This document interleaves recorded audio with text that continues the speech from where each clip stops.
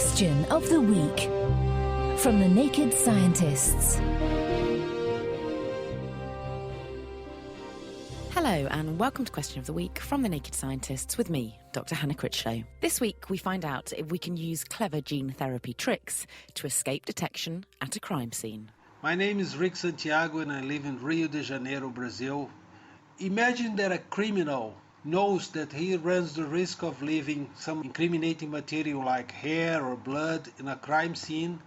Would he be able, by means of genetic therapy, to change the inner layer of the mouth to prevent that any cells that he left on the crime scene will still match his inner cheek cells?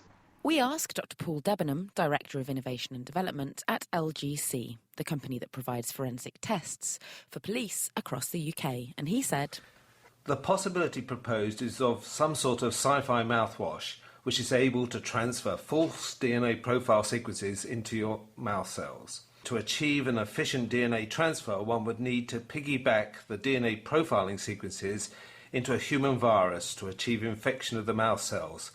Doesn't sound the sort of treatment many people would volunteer for.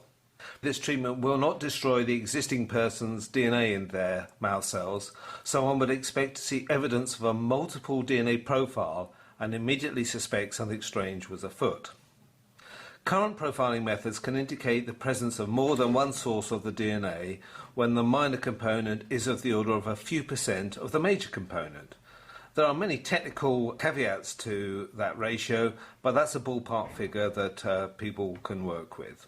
If such a mouthwash technique ever became possible, then I could imagine that the sampling procedure deployed would just change to swabbing from a skin surface, plucking out hair roots, or the use of blood. Just a pinprick would suffice. So, even if only a few % of your own DNA was left in your cheek, DNA fingerprinting is so sensitive that it would still pick up the real you. But what about grafting tissue containing someone else's DNA onto your inner cheek? We asked Surrey University oncologist Professor Hardeep Panda. If you do that, the take-up of the cells is incredibly inefficient, wouldn't last very long, and would most likely be sloughed off or rejected because they'll be from a different genetic background. So it's a nice idea, but I think this is one that won't be a problem for the police forensic folks. So, rather than trying to change your own DNA, we think that a better way to outwit the justice system would be to deluge the crime scene with other people's DNA, for instance by emptying the contents of a vacuum cleaner bag into the area. Now, moving on, let's hop, skip and hope not to crash into next week's question. My name is Colin McKenzie. I'm a retired family physician living in Santa Cruz, California.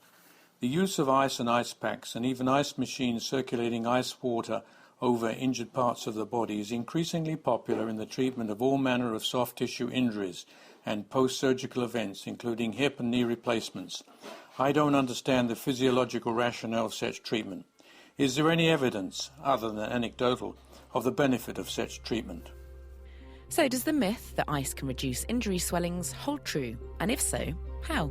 Send your thoughts to Chris at thenakedscientist.com, tweet at Naked Scientists, write on our Facebook page, or join in the debate on our forum, which is at nakedscientists.com/forum. The Naked Scientists Question of the Week, brought to you in association with the Houter Wisman Foundation, supporting science and education from Alpha to Omega.